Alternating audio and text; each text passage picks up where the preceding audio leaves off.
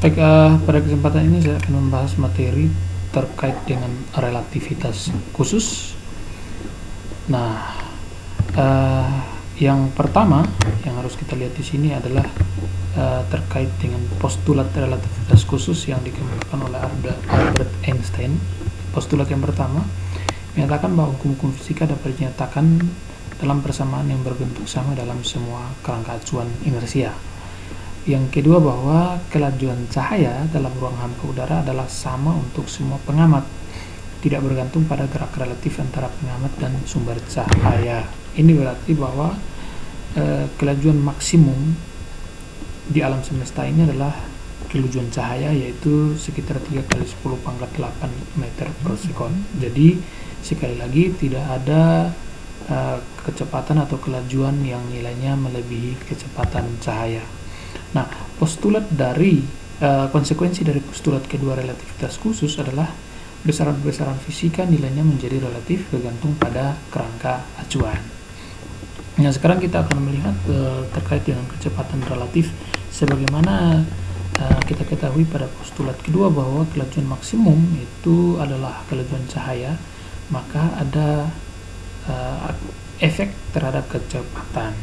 Nah, misalkan di sini seorang pengamat A yang ada di bumi diam dan mengamati pesawat B yang bergerak ya sambil menembakkan peluru C pada arah yang sama dengan arah kecepatan pesawat ya.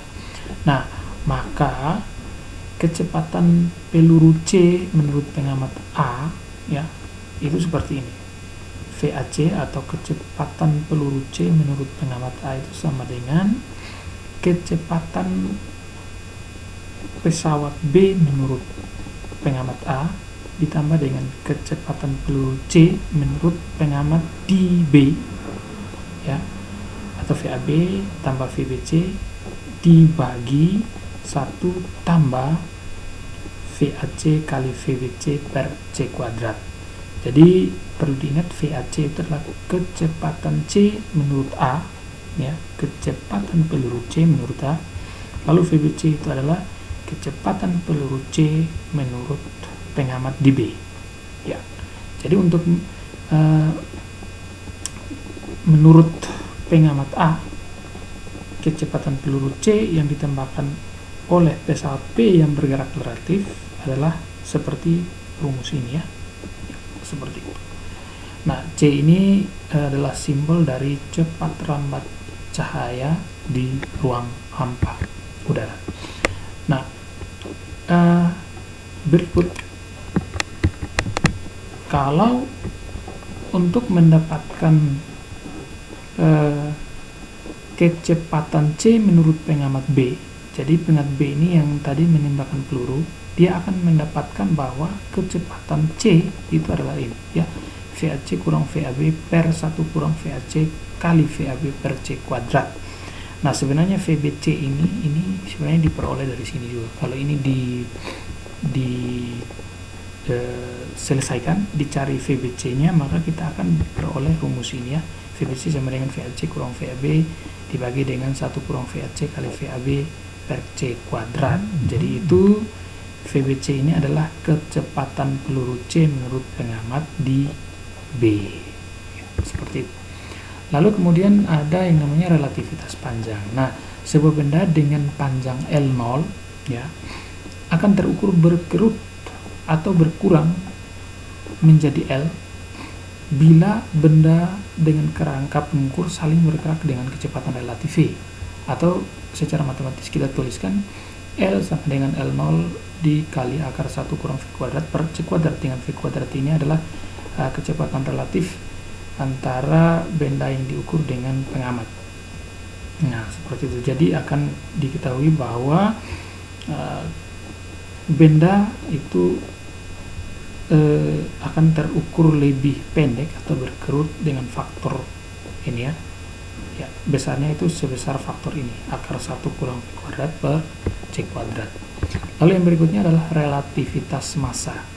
Suatu benda bermassa diam ya, kita simbolkan dengan M0, akan terukur lebih berat apabila bergerak relatif dengan kecepatan V, atau dapat ditulis dalam bentuk M sama dengan M0 per akar 1 kurang V kuadrat per C kuadrat, ya.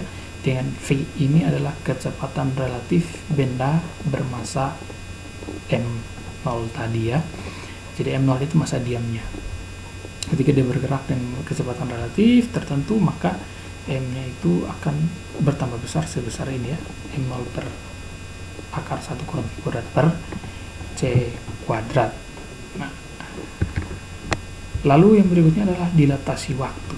Nah, sebuah pengukur waktu yang diam terhadap pengamat akan mengukur selang waktu delta T0 lebih sedikit dibandingkan dengan selang waktu delta T yang diukur oleh pengukur waktu yang bergerak relatif dengan kecepatan V terhadap pengamat. Nah, atau kita dapat tuliskan delta T sama dengan delta T0 dibagi dengan akar 1 kurang V kuadrat per C kuadrat. Jadi misalnya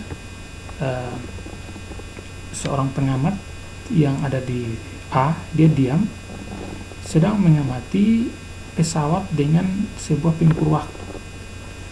Nah, orang di dalam pesawat yang sedang bergerak relatif dengan kecepatan V ini akan mendapati waktu delta T0.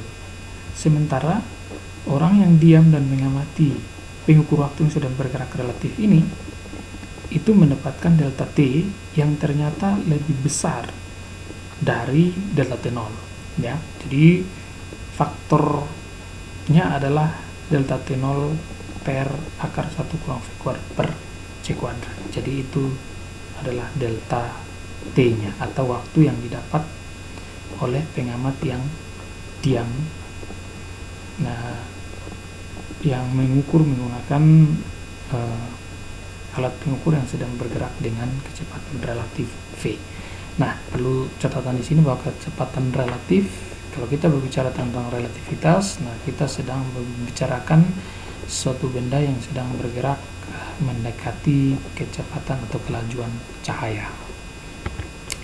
Nah, dengan kata lain, kita dapat melihat bahwa dua orang pengamat, yaitu A diam di bumi, mengukur waktu dengan alat ukur yang sedang bergerak bersama dengan pengamat B dalam pesawat B dengan kecepatan V akan mendapatkan selang waktu delta T, sedangkan pengamat B dalam pesawat akan mendapatkan selang waktu delta T0. Nah, ini muncul yang namanya paradoks kembar, di mana dua orang yang kembar bisa saja berbeda umur hanya karena relativitas. Orang yang diam lebih cepat tua dibandingkan dengan kembarannya yang bergerak dengan kecepatan cahaya. Nah, demikian rangkuman materi tentang relativitas khusus. Sampai jumpa.